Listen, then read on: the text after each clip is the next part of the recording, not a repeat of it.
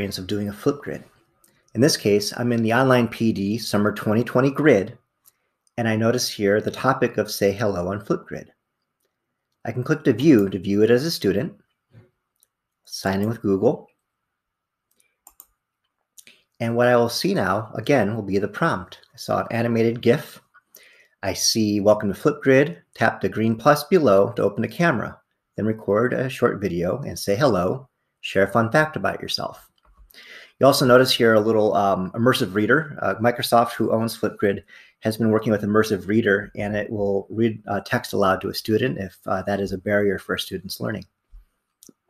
If I scroll on down below here, I'll notice the green plus sign. If I click on it, it'll ask for some permissions to access the microphone and camera, so I will allow that. And what I'm going to see now is going to be my screen. And so here I am, right? What you'll notice now is you see my camera where I'm at. I see that I have 1 minute and 30 seconds where I can respond. I can also see my topic again. What was I being asked? I can't remember. If I click on it, and again, it will show that to me, so that way I have something to refer back to. If I also click on the sticky note, what's really cool about this now is if I like, I can go ahead and I can maybe put some quick talking points. See here, my name, hello, right? And something interesting. And what I can do is I can move this around, and at least I have some sort of things to refer back to if I am speaking. And a lot of times if we do speak to people, we have some sort of notes written down to jog our memory in case we feel nervous. And I can see that pretty quick and pretty easily. What I can choose to do next then is go ahead and record myself. And I can go ahead and I can click this camera button. It'll give me 3 seconds. And now I have the ability to talk. And what you'll notice here is the little circle is filling in as more and more time elapses. So maybe I can at least visually see if I'm about 1/5 of the way through the time or running short or whatever. Maybe I made a mistake and I totally messed up. What I can do is I can simply hit redo and be confirmed that I want to delete it and redo it. I can go ahead and I can click again. Again, I have the time and it's ticking. And maybe I'm talking really well. I need to have a quick pause in the action. I'm about to cough or sneeze.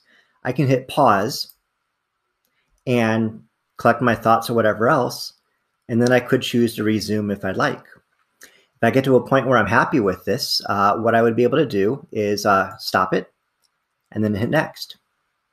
Again, I have the time and it's ticking. And maybe I'm talking really well. I need to have a quick pause in the action. I'm about to cough or sneeze. I can hit pause, but choose to resume if I'd like.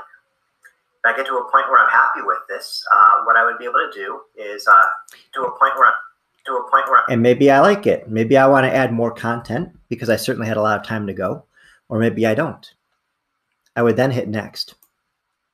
It will ask me for a selfie, so I can take a picture, so I can smile, and it's there. And if I'd like to, with some of these features, I could choose to put a sticker on it. So maybe I want to find an emoji or, something like that. I could size it. I can put it, somewhere in the picture, wherever I want it to be. I could also choose to draw some things on there with a board, what have you. You'll notice that this could take up some time, and this certainly could be a time suck in class. So that's why you can choose to turn on and off the stickers and selfies features if you like. But what's nice is if you're going through, you at least can see a face for that student and be able to get it. We do have cases where some students just do not want to have their face as a picture. So if they wanted to, they could put an emoji or something to cover themselves, and they're good to go. The cool features, again, that you could choose to turn on and off is that sticky note, and that might be a really helpful thing. And when you're all happy with it and you're done, you hit next. It'll upload it.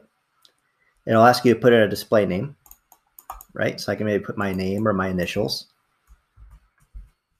And if I wanted to put in a link or a title, I could do that, and I would hit submit. And now my work is done.